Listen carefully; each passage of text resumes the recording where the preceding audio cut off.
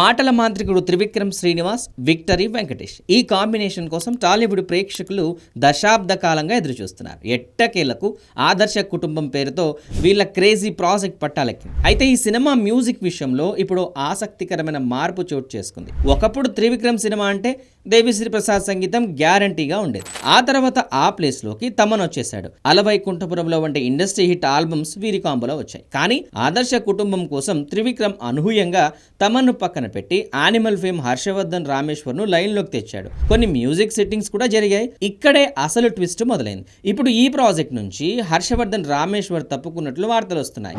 ఆయన స్థానంలో మళ్ళీ త్రివిక్రమ్ ఆస్థాన సంగీత దర్శకుడు తమన్ వచ్చేశాడు. ఇప్పటికే వీరిద్దరి మధ్య కొత్తగా మ్యూజిక్ సెట్టింగ్స్ కూడా మొదలయ్యాయట.